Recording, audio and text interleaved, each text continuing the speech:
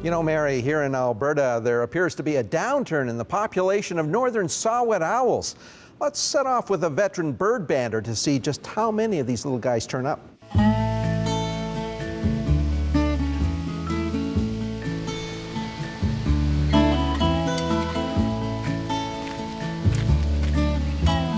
I guess you could say the license plate says it all. For 28 years, Roy Cromie, a former school teacher, has been volunteering his time climbing ladders to look for baby birds to band. This particular property, just north of Edmonton, has had a nesting box on it for 10 years. And for the first time, it looks like it's going to produce some results. Oh, beautiful shot, no wonder. It's always a good sign when you see an owl checking you out as you approach the nest. Whoop. Yep. They falling out? They're good thing we came. The banding program is regulated both on a federal and provincial level. How many do you have? About 5 or 6. Here? Yep.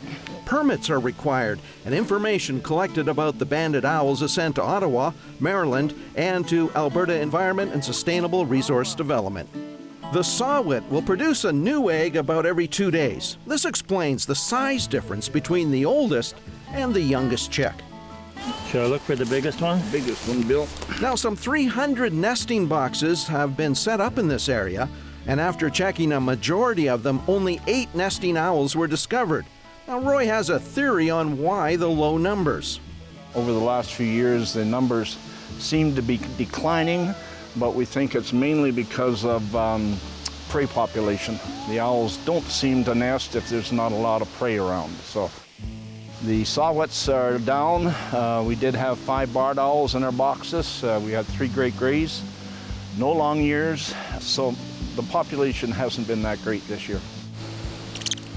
There, so 3 done. Okay, see that one's ready to fledge, and this guy is just about a week old. Now, this brood looks healthy, although at least one of these little guys is still getting used to standing upright. Oh, let's see. Whoops, one's fall yeah, backwards. that's all right. One other thing caught Roy's attention about this particular nesting site.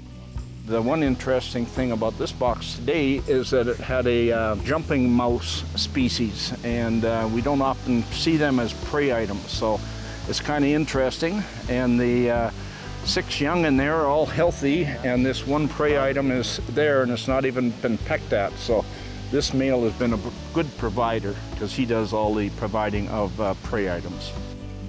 Being able to access private property like this piece of land owned by William Carmichael is vital to the ongoing success of the owl banding project.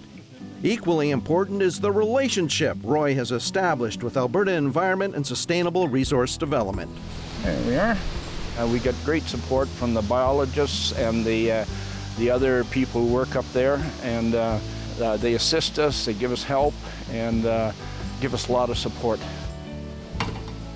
And thanks to the tireless efforts of this owler, we'll have some critical information on the health of the saw-whet owl and other species for many years to come.